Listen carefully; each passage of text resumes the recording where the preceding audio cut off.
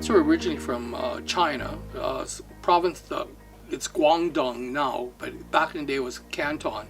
It was a little village called, there's I guess a province was Toisan, and the village was called Baksa. So a little small village in southern China. At an early age, my dad and his brothers learned to trade, and that trade was passed down through their parents, and they learned how to fix shoes, being cobblers. My dad came here in 1951.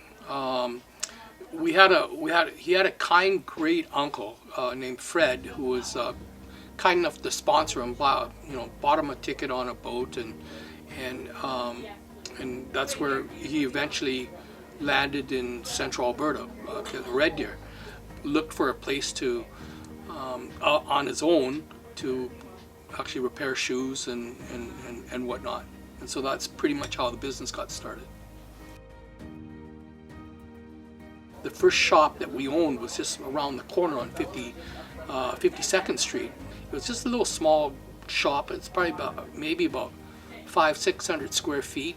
He got had some machinery in there, and he started fixing and repairing footwear.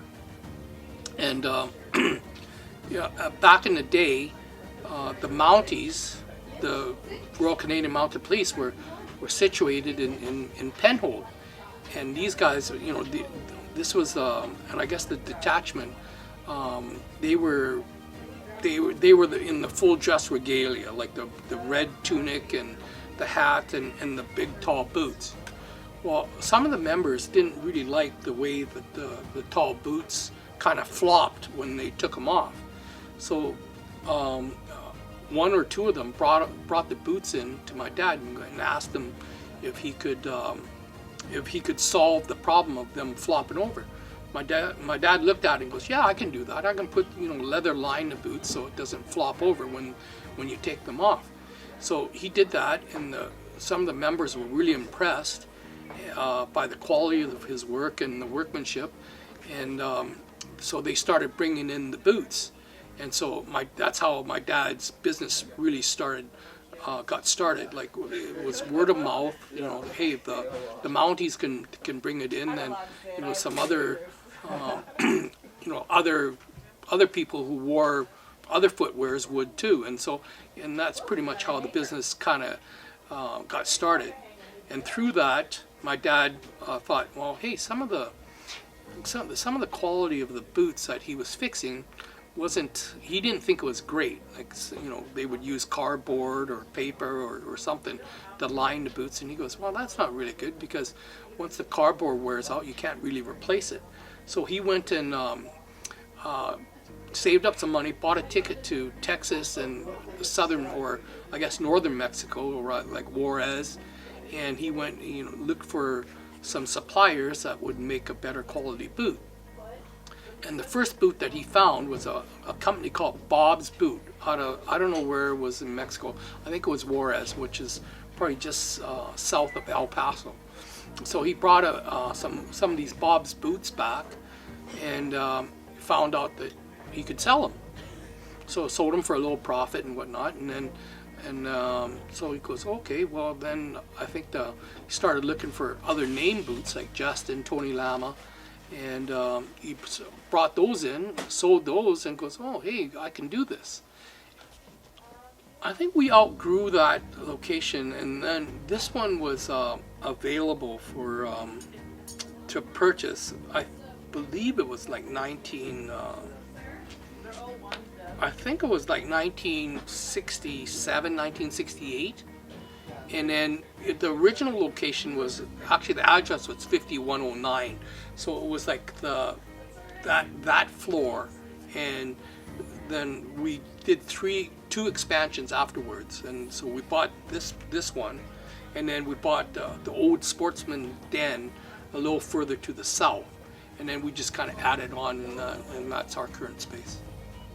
Well, we've been here for, as you said, for a long time, for 70 years, and well, going on 70 years. And it's just that this just kind of feels like it's our place, right? Like we settled down, our roots are here. And one of the proudest things I've seen in the last little bit was a lady came in and says, "Oh, my kids are fourth generation customers here." And I go, "Wow, that's pretty great." He goes, "Yeah, my dad brought me here. I brought, so my dad, myself, and my kids, and then, I think the grandfather was there too. So 4 generations." And I go, "Wow." So I took a picture, and I thought that was really cool. Chamber of Commerce gave us a plaque the other, I think it was a couple years ago, and it was recognized that we've been a long-standing member of the Chamber.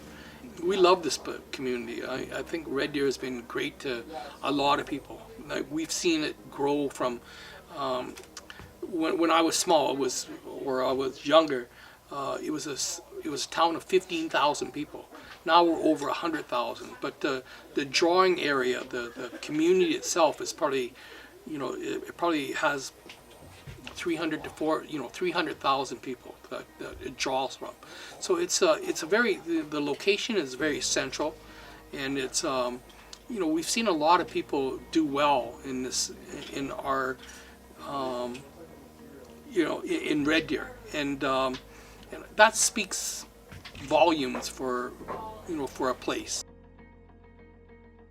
So the community has been good to us, and we'd like to think that because we've survived this long, we've been good to the community too.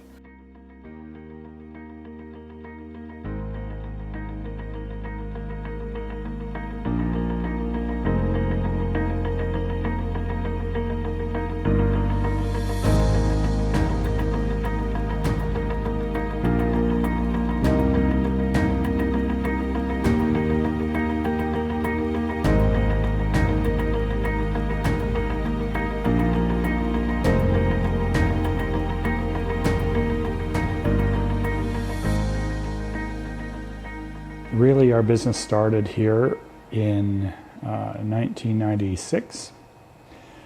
I got up one morning and said to my partner, "I'm going to go downtown, I'm going to sit in a cafe, I'm going to read, and then I'm going to come back and we can get going." It was a Sunday. So I drove down the hill from Michener, we live in Grandview, and then got down to the corner now where the jewelry shop is.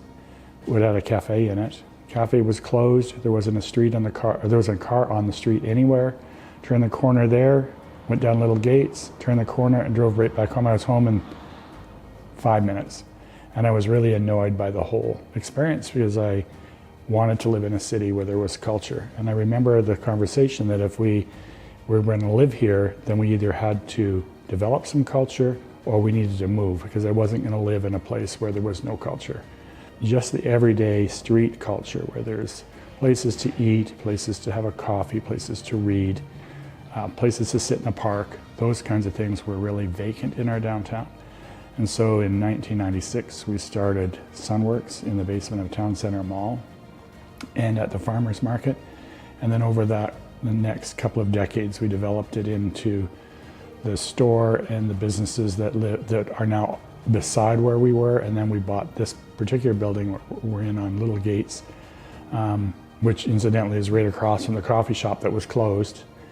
And we have a cafe and gift store here. And our whole reason for doing this work was to develop culture and bring that feeling to our city, because we really felt it was lacking. So over that time, we built restaurants, we built little wine bars, we built small spaces that young entrepreneurs could get started in, and then we did our own thing at the same time. I think what's important in the sense of urban development and downtowns is there needs to be a collective understanding of the importance of the heart of a city, particularly from an identity perspective, who we are as a people, but also from a financial perspective. A lot of people that live in cities do not understand, particularly a city that has this landmass, that the downtowns of those cities fund that fund a larger proportion of the operating budget than the rest of the city. So when people that live out in Anders or some of the new subdivisions pay their taxes, it is not enough to cover the services that they receive. Those services come from the tax base in the downtown. So when you have a thriving and vibrant downtown, not only do you increase the identity of a city, but you also increase the sustainability of the city and the viability of it to be able to do things that we want for all of our citizens.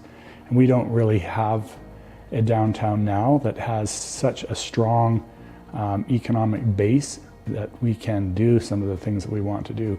And so you see that at City Council when they bring their operating budgets every year, they wrestle with how they're going to pay for things, and they have to increase taxes because they've increased the land mass of the city, but they haven't increased the height of the city and the density of the business district. So there's the two things that go hand in hand. You need to have strong economic development in the downtown, and you also need to have a strong cultural development. People are looking for places to belong, to feel welcomed, and we don't even know who we are as a people. It's very frustrating for me. There are segments of our community that do care about each other and do good work. For example, the Red Deer District Community Foundation is growing and does amazing work in our city. And there are elements of the city that are very isolated and very self-centered. And so we could do better, I think. And part of that comes with understanding who we are as a collection of people. And I'm not sure that we could really hang our hats on any particular thing. In about 40 years ago, this is an interesting story. Maybe it was even 50 years ago, but it was a while back. The council at that time had the wild idea of creating the park system, the Red Deer Park system, which we all enjoy now. And it barely passed City Council because the community was up in arms that we would spend so much money as a city on green spaces, trail systems, and that kind of thing. But now, when you ask people about their identity in the city, one of the things they say to you is the park system. It is a core value of us now, 2 generations later. So it's those kinds of things and that visionary nature of our community that would really help us as we think about how the future could unfold. I think it's a fairly good place to raise a family. I didn't raise a family here, so I really can't speak to that. But I do like the geographic nature of our city. We can get to other amenities, which is great. I do like that it's a park system, really, that we feel like we live in an urban forest. I really like the nature part of our city. I think there's so much potential here. I would love to see the Polytechnic become a university so that we could, again, capitalize on the central nature of the city. We need to recognize that the heritage buildings that we have here are part of who we were, and they do highlight who we can be. And as we rip them down rather than restore them, I think that takes away from the heart of our community and lets us wander more aimlessly, I think, than I'd like us to be. I think we should be able to hang on to place as an important value for our community as well. I'd just like to say a little bit more about the human scale of our city. We have, and I talked a little bit about our heritage buildings, for example, but there's so much that we could do in our downtown to improve the human scale of things rather than the big infrastructure that we've built all over the city, like our roads and our strip malls and those kinds of things, which could be in any city. We need to start thinking about what it looks like when people walk places, and particularly small parts of the community. I think we're doing that in some areas of our community, but the downtown is a real opportunity for us to think about how we can walk and then what it looks like when people interact with the buildings and the streetscape. Some of that is happening, not fast enough. I think it needs to happen a lot faster, and I think there are communities all over the world where they can transform them almost within a couple of months. You've seen New York do that, you've seen Copenhagen do that. These are some challenges that we have. It took us 2 decades almost to get a patio on Ross Street, for example. Why so long? You know, we need to be thinking about how can we improve our human scale infrastructure so that it invites people to come down here, and in return, people come down and then the buildings become rented, and then there's a demand for housing. It's a very simple thing for us to be focusing on, but the return on our investment by thinking about human scale rather than car scale or those other kinds of infrastructures that we have put in place could be a dramatic shift for us in a way that would really transform the city.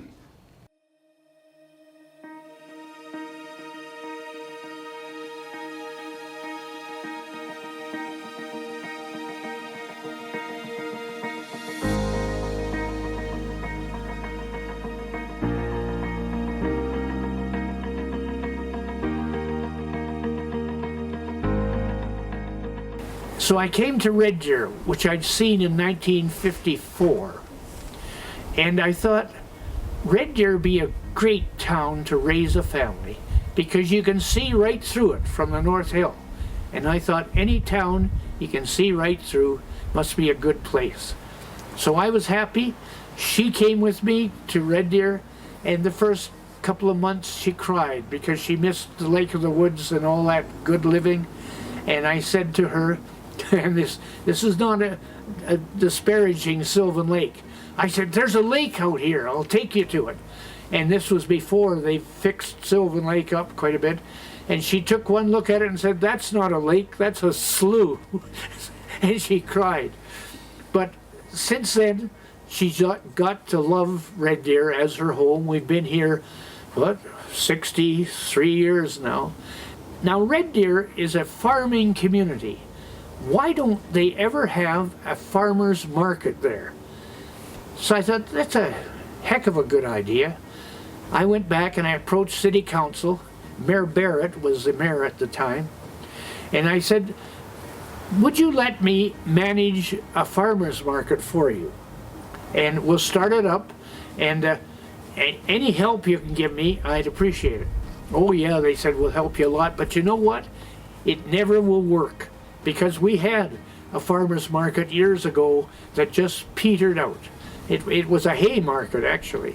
They said, but you want to stick your neck out and go ahead, we'll help you. So that was in 1970. The first market came to Red Deer in a long, long time. On that first market, we had 12 vendors.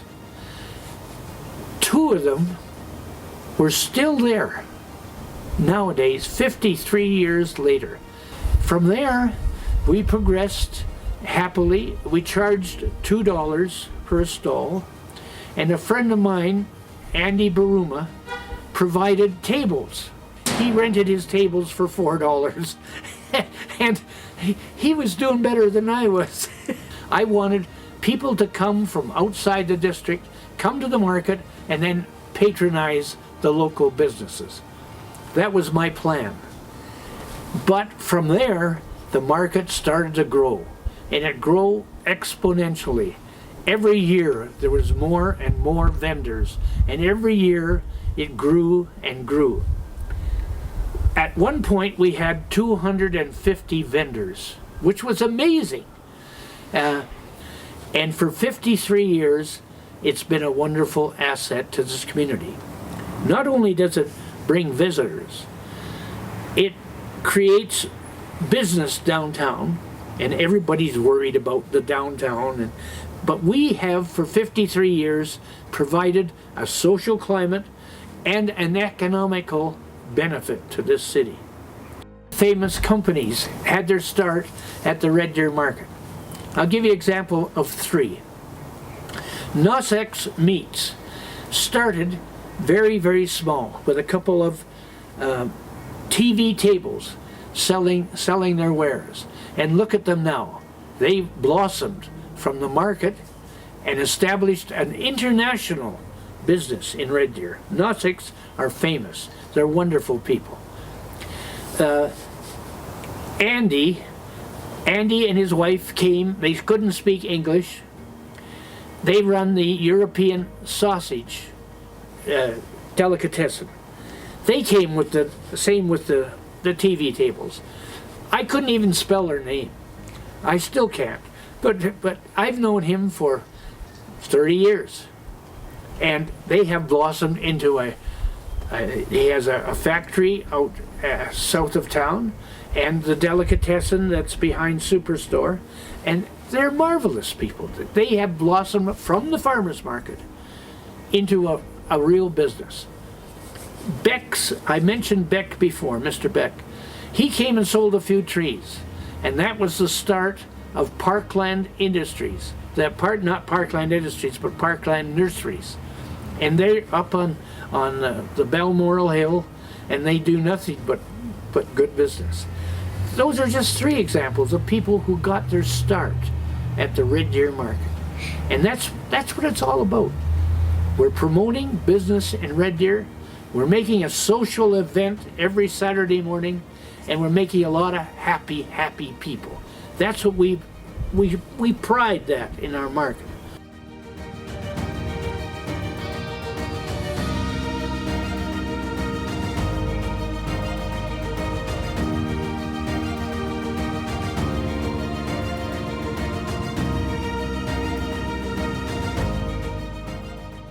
In 1949, we got set up as a rider agent that year, and then in 1950 we got set up on direct dealerships.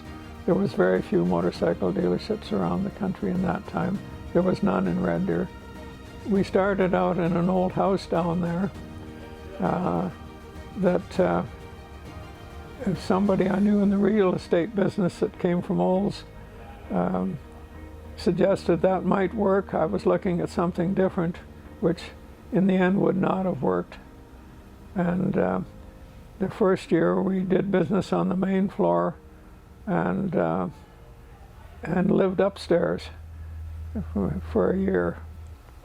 Well, what we sold the most of in those years was the NSU Quickly mopeds, but in the bigger bikes it was Triumph and BSA. Well, they bikes needed more service in those days, but the bikes were very easy to ride and known for being good starters and so on. But if they were ridden really hard, they didn't last that long in those days. Fall of 1956, Red Deer was a booming city of 13,000 and growing fast. Because during the war it was a community of 2,500. No requirement of any kind. You just wore whatever you wanted to. But actually, we were the first dealer in Alberta to actively promote, use, and sell safety helmets. Well, the real rush came on in the early 60s as the Hondas became well known and business increased tremendously. And as Honda got into the bigger machines, it changed the aspect. The quality of the machines was so superior to previous models. Well, the Honda Dreams in the 305 series and Superhawks 305s performed extremely well and lasted amazingly long compared to the British bikes, and required less maintenance, and also came with electric start, which made things really interesting. That was extremely innovative at the time. He raced, he did half-mile oval racing, which was very tricky riding. He's very much an athlete. He played hockey, raced motorcycles, hill climbed, and so on, and skied, and was generally very athletic, much more than me.